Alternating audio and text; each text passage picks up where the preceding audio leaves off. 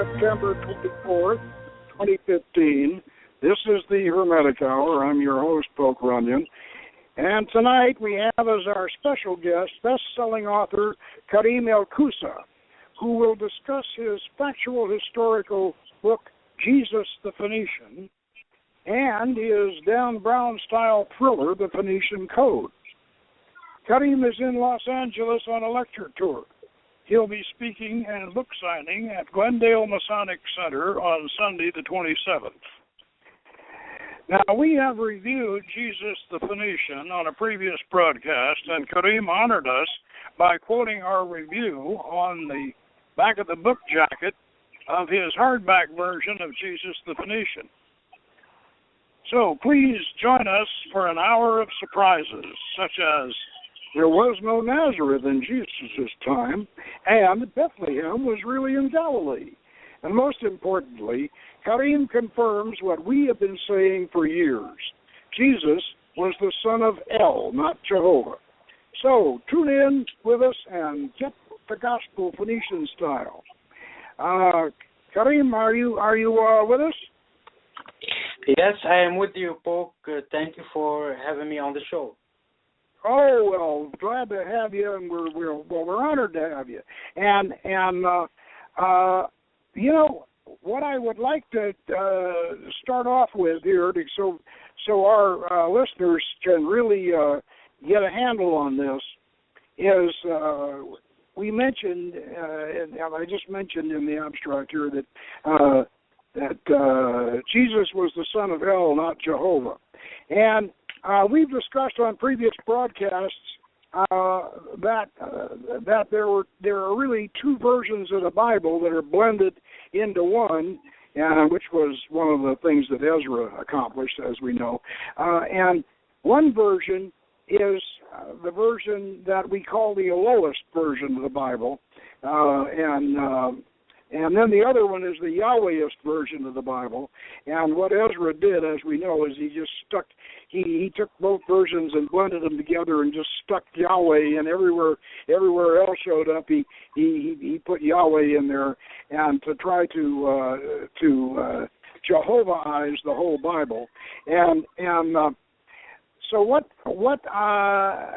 apparently you are suggesting in Jesus the Phoenician, and of course, correct me if I'm wrong about this, is that way back, perhaps inspired by Akhenaten, a Phoenician-Egyptian connection, which was a considerable connection in those days, that a monotheistic religion actually developed in Phoenicia.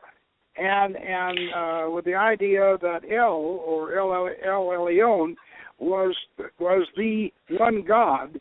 Now, whether or not the rest of the Phoenician pantheon were subsumed in El Elyon, I'm not sure. Maybe you can answer that for us. But that El Elyon, that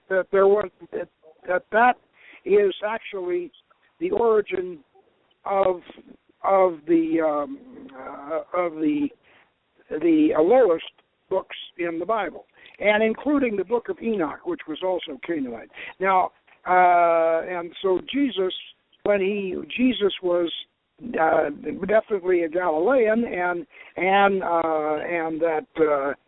he was certainly in the Elohist tradition, and as was stated in Hebrews, he was a priest after the order of Melchizedek, and Melchizedek was certainly an Elohist.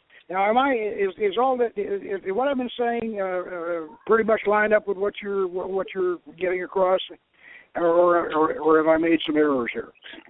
No, exactly. What you're saying is right, is correct.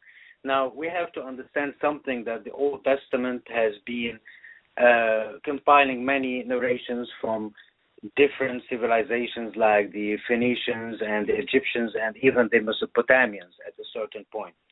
And the Old Testament was following a certain propaganda, basically by a propaganda that was performed and exercised by the Persian Emperor Cyrus II. To go back to 2,000 years before that time and claim that Moses and the patriarch have existed at a certain point in history is mere illusion. There is no proof whatsoever considering their existence. Now, if we're going back to the idea of God, the Father of all, as been mentioned in the Phoenician theology and religion, we understand this name is the Father of all gods, and there is a pantheon of gods in the Phoenician theology. Now we have to understand that this El Elyon, El the Most High, which means El the Most High, is actually the one God. The idea of monotheism has really existed in Phoenicia. We can go back to 2,000 years BC, 3,000 years BC, and so forth.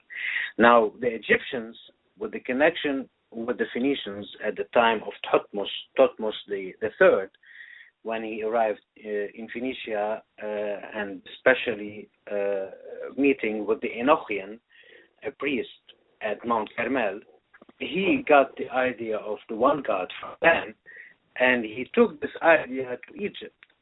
But at the time, it was like an esoteric society, a secret teachings that have been given to the Egyptian priest by Thutmose the Third.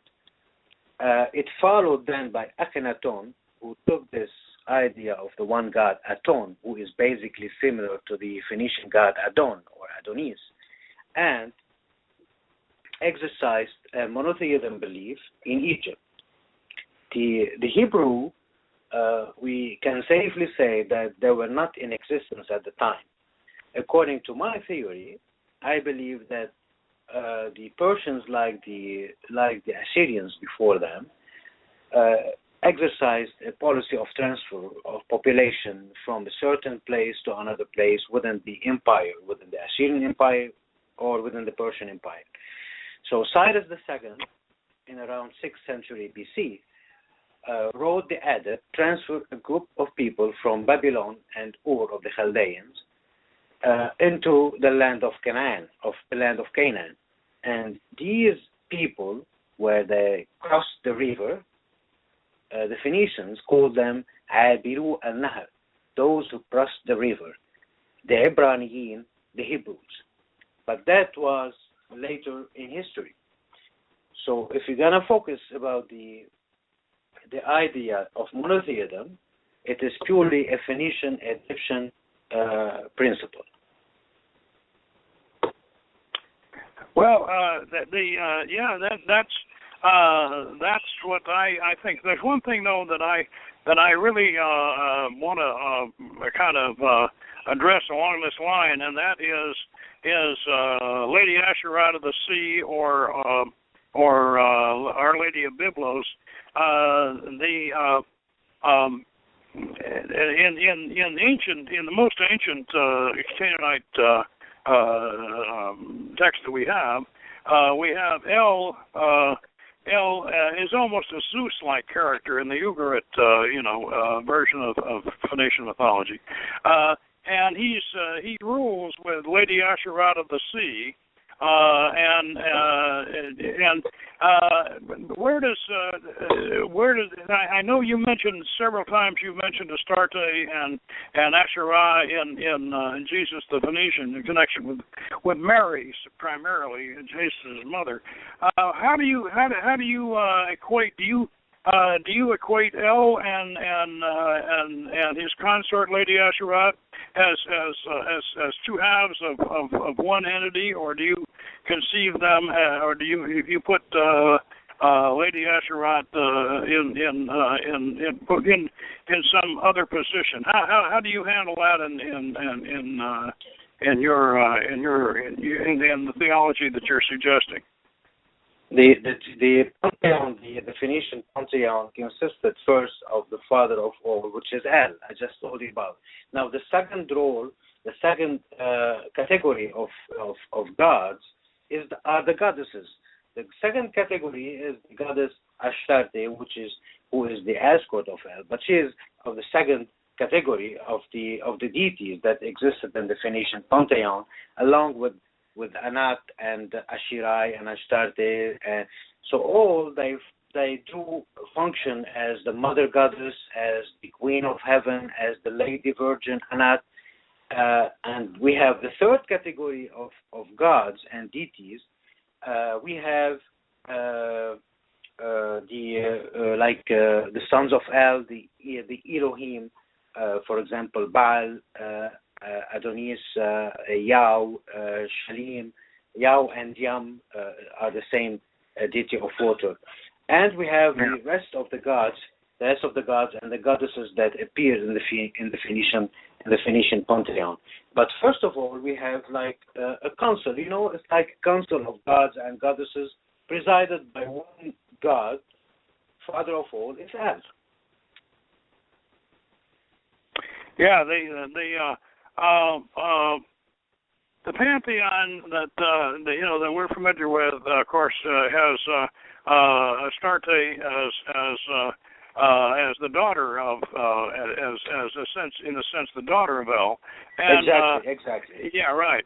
She's the daughter of El, and of course, and she is in a way a sort of a later version of Anath. A more loving version. A more loving version of Anath. And Anath being a pretty ferocious virgin warrior goddess, as we know, but not. Yeah. But excuse me, Pope. Not all the time Anath was pictured as a warrior. Sometimes we have in the Ugaritic tablet that God El asked Anath to spread love and the all over the earth, and to plant love and peace in the fields. So sometimes she was given the role of a warrior as a defender in that sense, and in other terms she was given the role of a protector, and she was given a role of finally making peace happen by spreading love and peace all over the earth. So this is the idea that we are concentrating on when we find the wisdom that existed back then. We don't know how many years back, but definitely thousands of years back. There was a wisdom, a certain kind of wisdom, an evolved system of theology in Phoenicia, and it was definitely became a most universal and most with the coming of Jesus as being the Son of El himself. Yeah, right. The thing that here in this country, we have been ever since the 1960s, the late 60s, we've been trying to revive appreciation of the goddess, and mostly in European sense, but one of the innovations that my particular church did is that we decided to go back, and go back to the to the original roots, and start off. You remember I mentioned one time Jessie Weston's From Ritual to Romance, where she says the whole Holy Grail mythos all starts at Afaka up in the Lebanon, back when the river ran red with the blood of Adonis, and trace that all the way through. So that's what inspired us to recreate and to try to recreate to do a hermetic version of the ancient Canaanite seasonal ceremonies, and to try to bring this pantheon, this ancient pantheon, back to life. Of course, eventually this ancient pantheon, Baal and Astarte, eventually, through a whole series of evolutions, end up as Jesus and Mary in the end. That's the way it ends up, at least according to the Nicene document of the Hippolytus managed to preserve. But how do you feel about Jesus and Mary Magdalene? Do you think there's any possibility that they could have been a couple? What I just want to thank you for resurrecting the Canaanite rituals that you're doing. What you're doing is just great, and I must admire that. It's very important to find that in the States today, in this age, somebody that is resuscitating, rejuvenating the energy of the ancients, and I must thank you for that. Now, concerning the question whether Jesus and Mary Magdalene had any relation whatsoever together as a couple, it's basically not a fundamental idea. It has no roots, this idea at all. The relation between Jesus, Yahushu, and Maryam, al-Majdal of Magdala, is a relation between a high priest, between a master, between a son of God and a daughter of God, and a teacher, a disciple. When in the Gospel of Philip, which Dan Brown actually used to promote his book, there is no actual understanding that such a kiss by Jesus given to Mary Magdalene was ever been a sexual kiss or of that sort. It was just a kiss. It could be on the forehead, it could be on the cheek, or even if it is on the mouth, it does not relate to any sexual relation or any, you know what I mean. It's just an initiation kiss from mouth to mouth. He has given her the breath of life. She is one of his biggest disciples. She is a priestess. We all know that Mary Magdalene is a Phoenician priestess. So basically, we're following that route of joining together all the Phoenician theology that has been studied and that has been practiced in Phoenicia and to a certain extent in Egypt in different names like Isis and Osiris and Horus at the time of Jesus. And it is very important to understand that what has been given, what has been practiced as a myth, the myth of Adonis, of Adon, being killed by the bear and resurrecting in April, and the death of the phoenix and resurrecting after 3 days, is basically the death of Jesus sacrificing himself on the altar of humanity, defending humanity in a way, and resurrecting in April, in the same month that Adonis resurrected thousands of years ago, and after 3 days, the same what has been done with the phoenix resurrecting after 3 days. So the connection is really interesting to understand. Yeah, right. Well, let's kind of leave that where it's at. Although I'm perfectly okay with the idea that both Jesus and Mary Magdalene were both had probably both taken Nazarite type vows, and they could have very well exactly had a celibate relationship. That's very, very possible.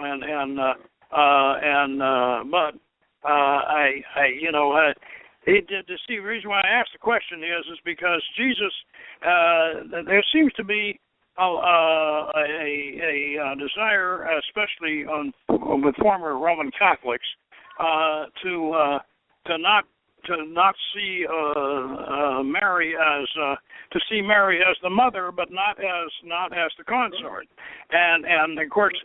That does not fulfill the problem with that is it doesn't fulfill the Nicene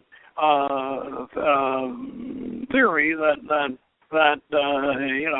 Isis and Osiris and Baal and Astarte and Venus and Adonis and all of these pagan gods and goddesses, they all end up eventually in the form of Jesus and whoever Jesus' consort would have been, and that's why I'm mentioning this, because Mary, even though it could have been a celibate, even though their relationship certainly could have been celibate, but that's why I wanted to know whether we could and whether you your idea of Jesus fulfilling the formula of the evolution of the dying gods, the way the dying gods and their consorts. Yes. And yes. Yes, and interestingly enough, as we do in Seven Gates every fall, the goddess comes down and resurrects the dying god, and anoints him, and resurrects him. And Mary Magdalene, of course, was one of the, she even in the Gospels, the regular Synoptic Gospel, she is the one who anoints Jesus after he's dead, and she takes care of him, and she's there at the cross, and so she's the first one to see him when he rises, to witness his resurrection. Yeah, so she is exactly. This has changed. What has been?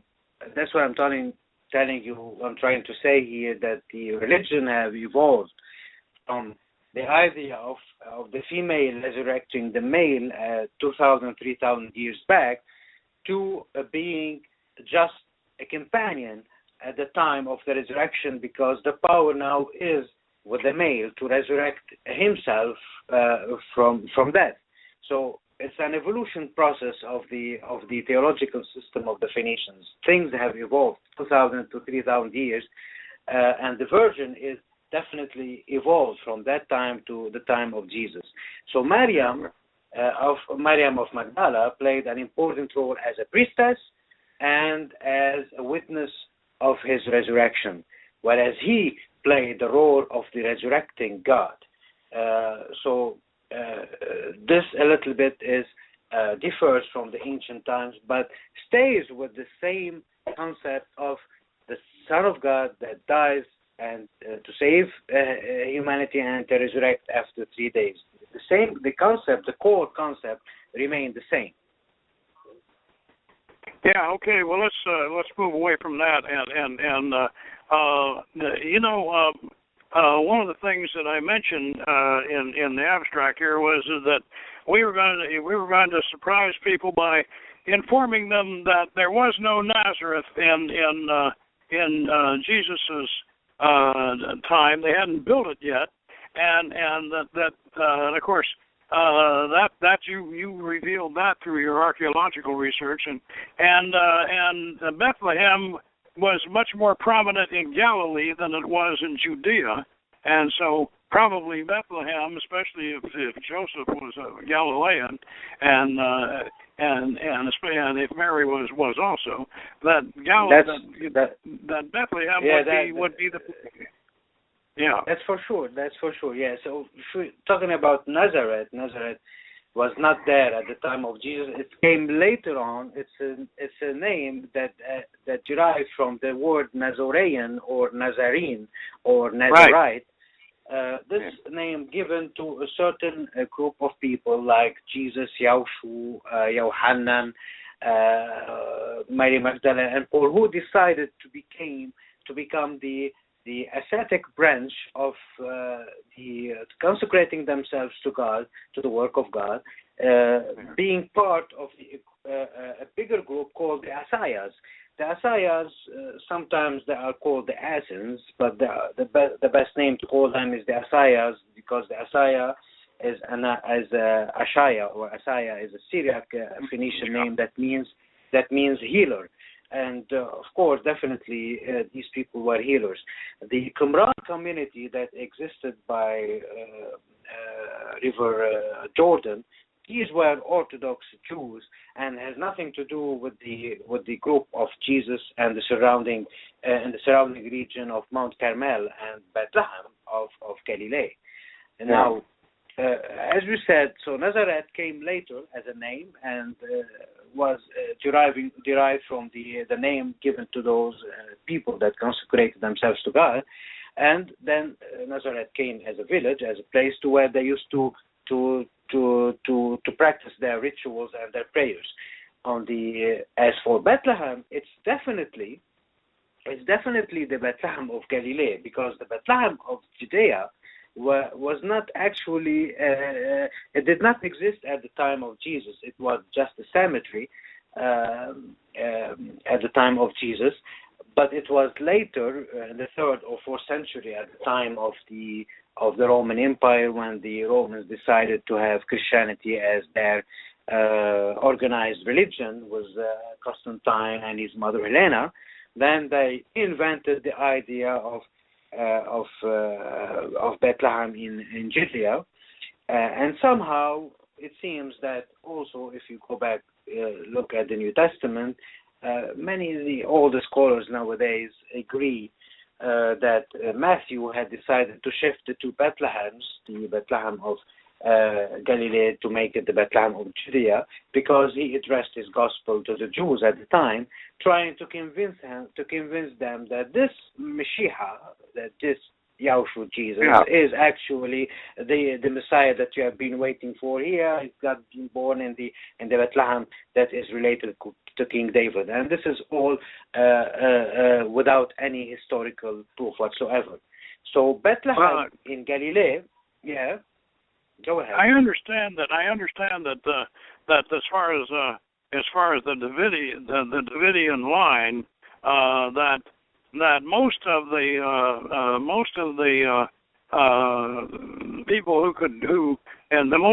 Judean people who could claim descent from David and of course Solomon, that from that line were left back in Babylon. They never came with Ezra and Zerubbabel, and they never crossed the river. They stayed in Babylon, and so if this was the city if Bethlehem and Judea was the city of David, maybe that was another one of Ezra's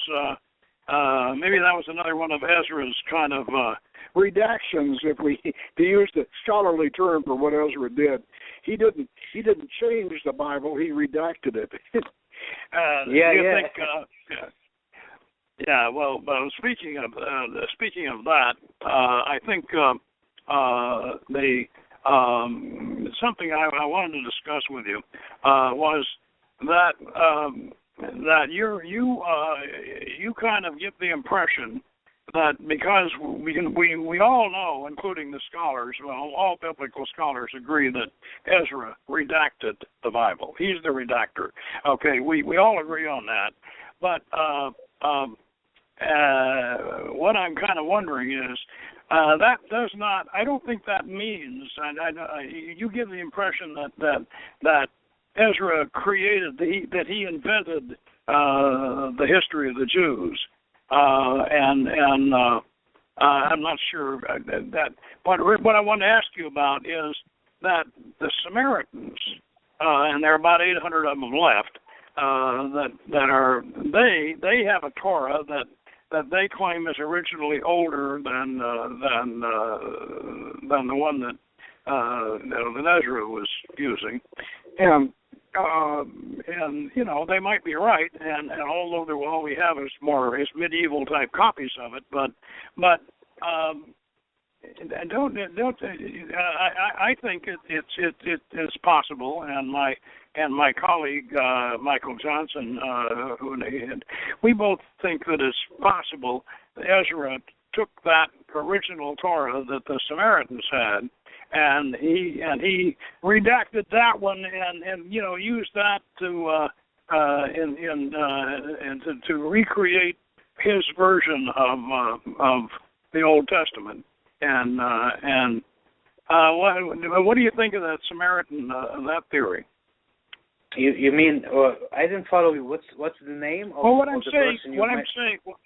what I'm saying is that Ezra, rather than just inventing, Ezra. Yes. I know okay, Ezra. We know Ezra. We know now. Karim, we know Ezra invented a lot of stuff, and he grabbed. Yeah, exactly. We know. You mentioned the Sargon Moses, the Sargon Moses connection, where Sargon was in the bulrushes and all that. Exactly. And you missed, of course, Manetho's version of the Exodus, which I was surprised that you missed that one. There's also another Egyptian story about a magician parting a lake to recover a lost bracelet for a pharaoh. That sounds very much like Moses parting the Red Sea. So we know that Ezra was very creative, and we know he partly borrowed Noah from the Babylonians, and Exactly. the Noah story, and so a lot of this was, and then pieces of the Book of Enoch that he borrowed, and we know he borrowed all this stuff. But the Samaritans, they're in their version of the Torah, and they were, they were there when Ezra and his bunch with Zerubbabel, they came in. Here they found the Samaritans there practicing Judaism, and they hated them, of course. And then they made up this story about them being Cuthians, the cursed Cuthians, and they just turned the whole thing around and accused them of being Babylonian pagans. And what I'm saying is that it looks like that part of what Ezra used to create this hoax of his was the original Samaritan version of the Bible, and that's what I'm wondering. What your opinion on it is on that? Yeah. I was just I'm following you exactly now. So we believe that the Old Testament, as I said before, is a compilation of many stories relating to Phoenician, Egyptian, and Mesopotamian. There's no doubt about that. Now, what happened is that at the time of Cyrus II, when the Persians controlled all the area of Egypt, they attacked Egypt and they conquered it, and all the land of Canaan and everything around, and Babylon when it fell with the Persians. Now they controlled the whole area. So this Persian ruler or King Cyrus II decided to move a people of Babylonian and Chaldeans from the city of Ur to the land of Canaan as part of his policy of transfer. When they had Egypt under their control and when they had Babylon under their control, so they started to formulate the Old Testament under the master mind of Ezra, who is known also as Esdras. He is a Persian scribe, and Nehemiah as well. Even the Old Testament mentions that Ezra is Esdras and Nehemiah are Persian scribes. So these people, they manipulated the whole history back then, and they decided to create something that is related to what we know as the biblical Israel. So they invented it. Judaism is not but a Persian propaganda to me. So they fixed everything all together, and they sent this group of people that is composed of priests and families to the land of Canaan.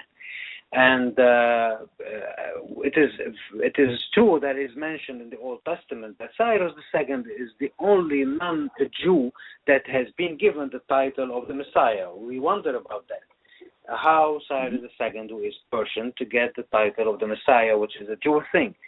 So the idea is, and Cyrus II also commissioned the building of the temple of Zorobabel, which is known traditionally as the second temple of the Jews, but to me it's the first temple of this stock of humanity called the Ibraniyin, the Hebrews, or those who crossed the river. And part of the manipulation, they invented the story of Solomon based on Melchizedek,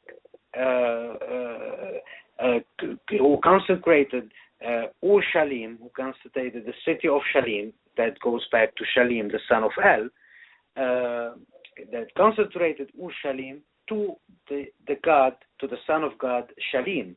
And the temple that was built before, and the city that was built before by the Jebusites, who were actually a Canaanite tribe, a Canaanite Amorite tribe.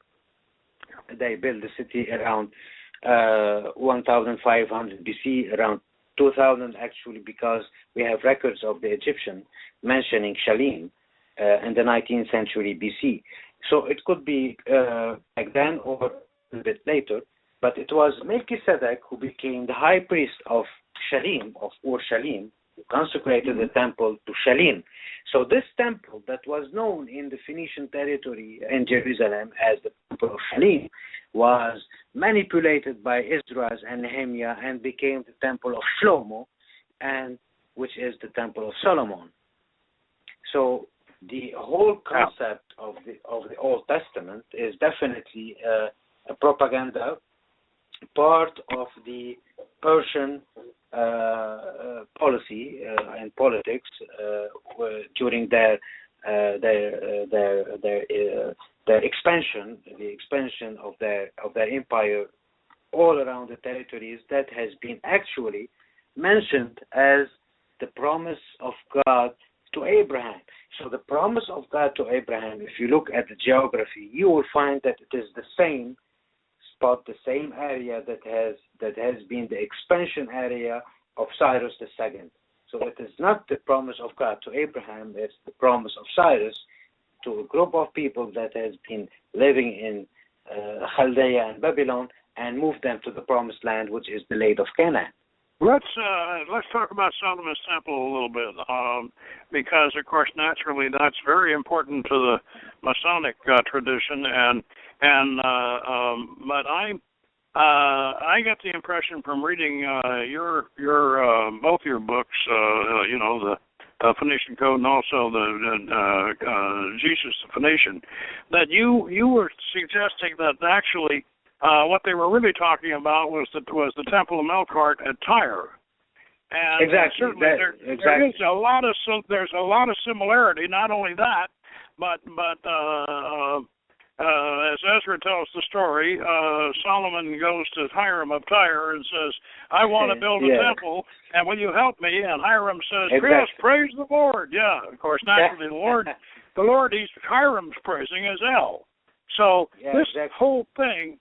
What I'm saying is, Karim, that even though Ezra may have written the Solomon story and used I think he may have used another Babylonian king as a model for it. But it backfired on him, because what he ends up doing is he ends up making Solomon into an Elohist, whether he wants to or not. It completely backfires on him, and because. Yeah, but still, Solomon's Temple.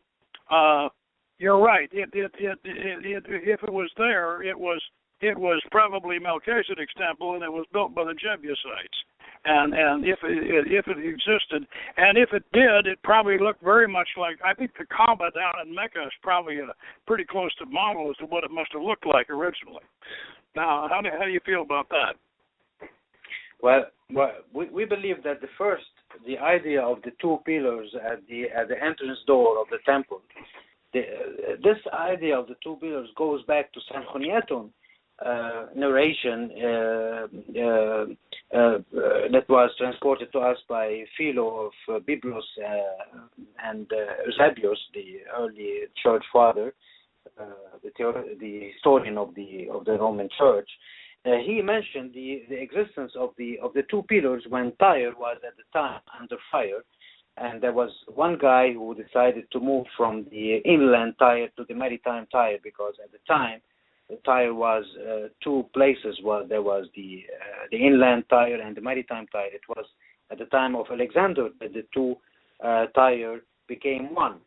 So back then, thousands of years ago, when the fire happened, so this person decided to cut a branch of tree, and he sailed to the maritime Tyre, and he built two pillars, one for the fire and one for the wind. So this is probably the first concept of a temple that is somehow resembles the temple of Baal Melkart in Tyre and the temple of Shalim, and later what has been called as the Temple of Solomon. And even we believe that Enoch himself, when he reached when he received the Kabbalah, the authentic Kabbalah, which from the word Kabbalah, accepting Kabbalah, Shay Kabbalah, accepted the tradition from the angels of God that their names, all their names ends with the suffix L, like Michael, Gabriel, and so forth. So they're all under the one king, the king of the gods, Elyon. It is very clear in the book of Enoch, and it goes very obvious with the line of Jesus later on.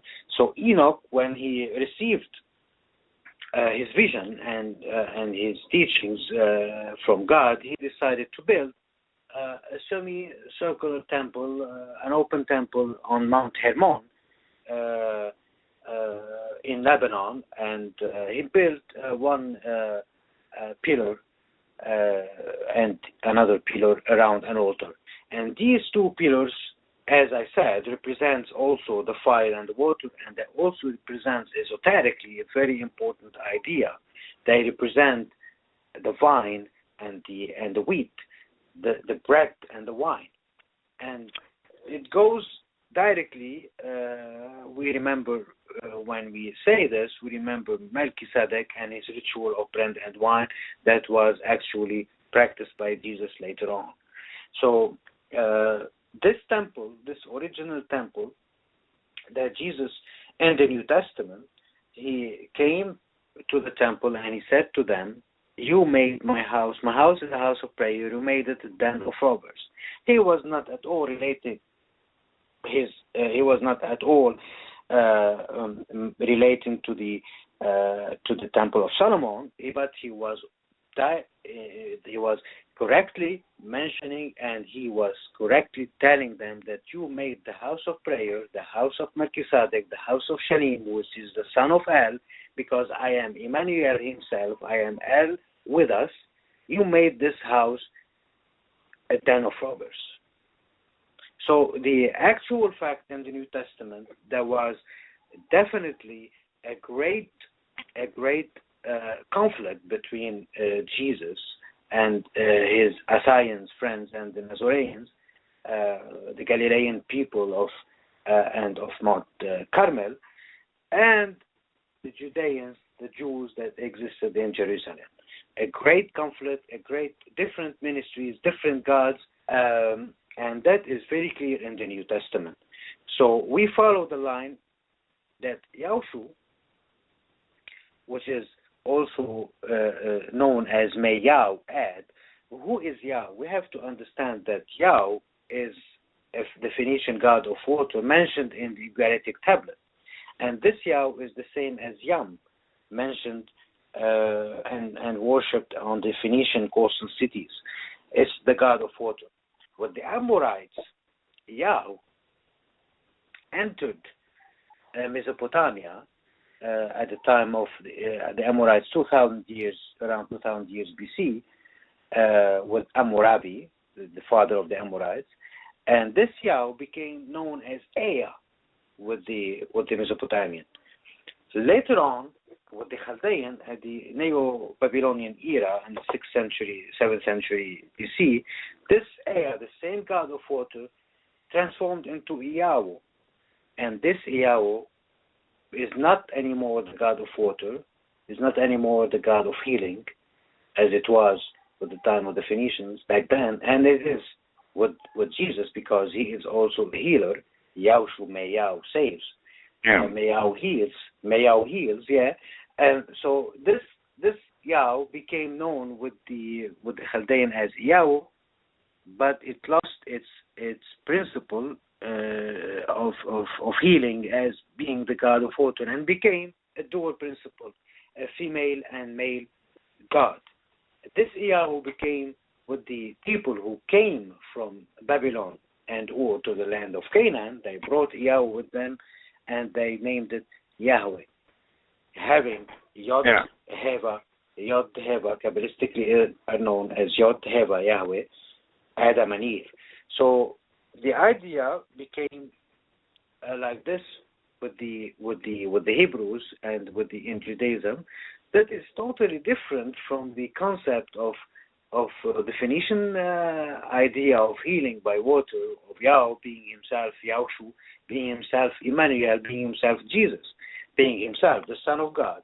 The idea of Son of God itself does not exist in Judaism. In Judaism, they have only prophets. But the idea that's true. The idea of Son of God that is now here on earth, God Himself to save, purely an Egyptian Phoenician idea. Speaking of that, let me ask you. We know that Ezra and his and Nehemiah and that crew that they went through when they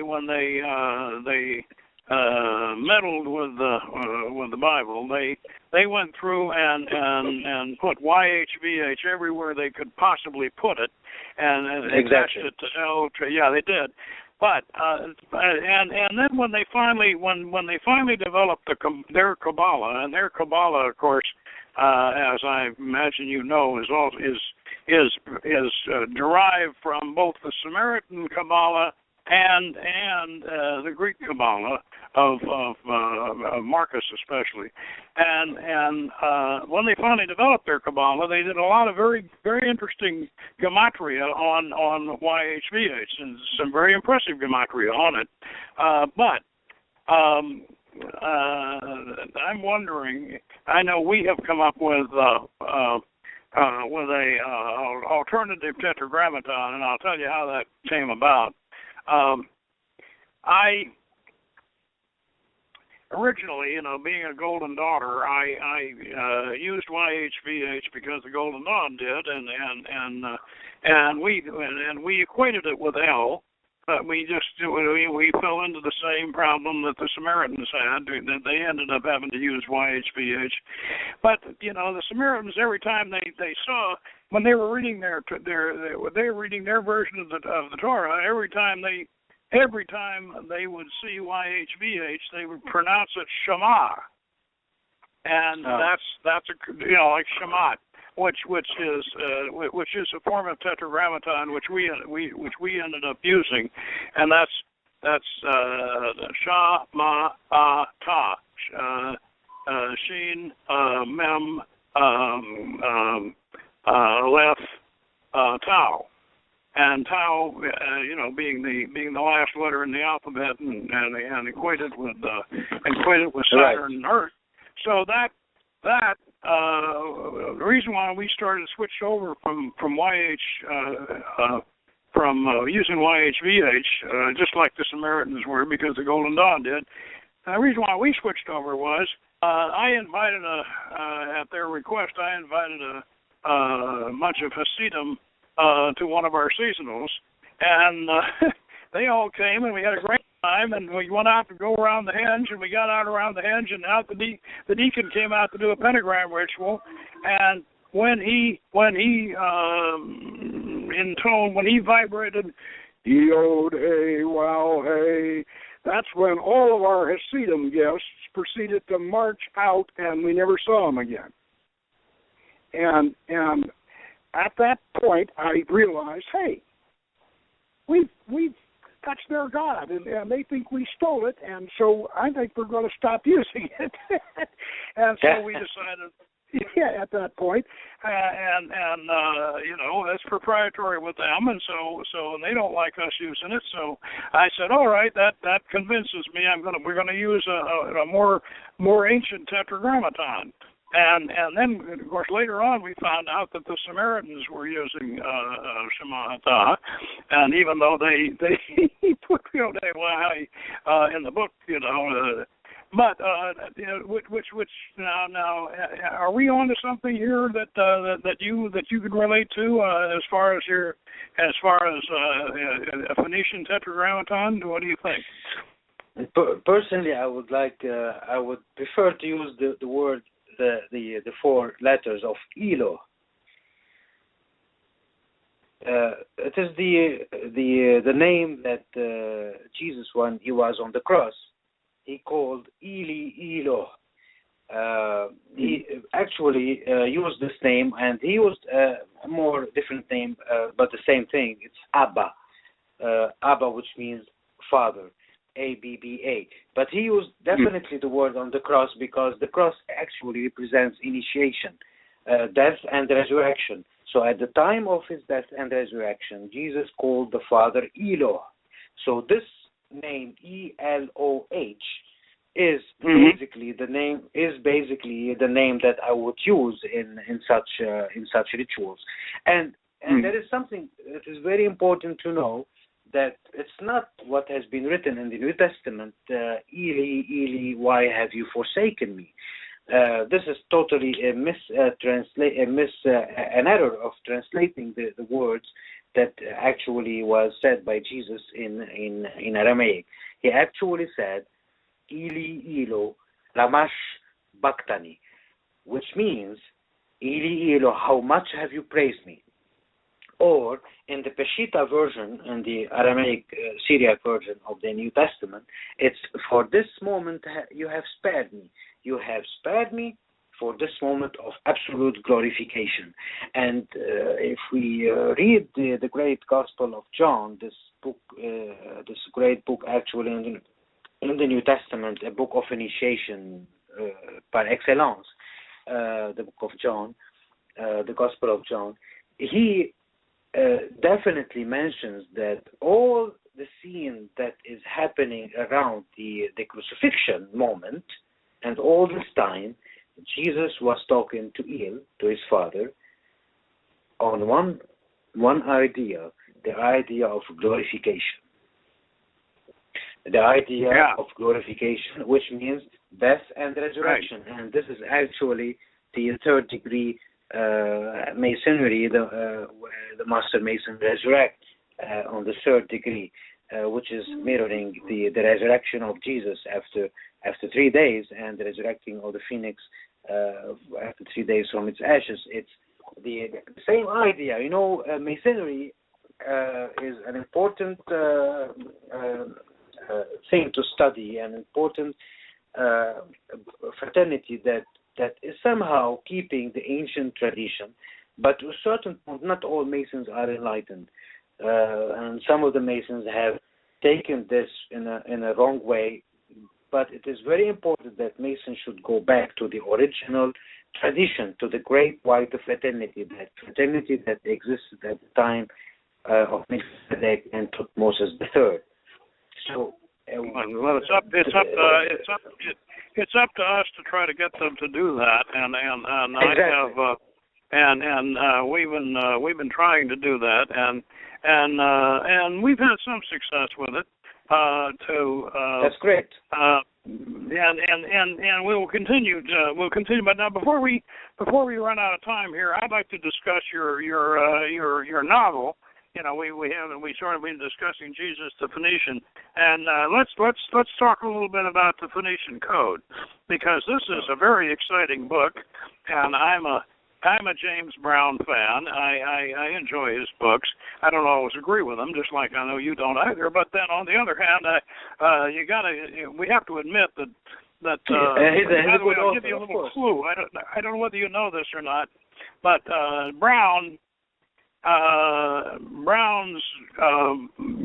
guru was an American writer by the name of Dean Koontz. And Dean Koontz wrote a book, How to Write Best-Selling Fiction, and Dan Brown cut his teeth on that book, and finally, when he finally got to Da Vinci Code, he hit the formula. He hit the Dean Koontz formula perfectly. And you do very well with it using the same formula. I don't know whether you're deriving it from Brown or from Koontz, but yeah, you follow the same formula of the Phoenician Code. It's a very, very well constructed thriller. And talk a little bit about that, if you would. I appreciate our listeners need to know something about that book. So tell us about what you had in mind there and how you did it. Yeah. It's basically it preceded the Jesus definition, which is the academic book of proving that Jesus was Phoenician, not Jew. The idea in the Phoenician Code is just to put a thriller in the case, divided into two sections, which is part of it is just trying to prove that the biblical Israel is not as the Bible is telling us. There are no evidence for whatsoever, whoever, in this Old Testament. So, and the second part of it is trying to make the case for Jesus' definition. So that was basically the idea, and I put it in a trailer just to make people read that, and the two elementary points that I have been talking about, these two essential points, these two fundamental points that were later being given in more details in his definition. But definition course is basically trying to initiate somehow definition cult, definition tradition, that the Great White Fraternity tradition, the monotheistic principles, and doing the rituals in the Phoenician code is coincides very well with Melchizedek and to a certain extent with the wisdom of the ages that existed at the time. Now, my only concern was in the book is I wanted to put the Templars in the story and to put the Freemasons in the story, which I did, and somehow considered some of them are not as good as they appear, and the other are much better, and which is a very important point to mention.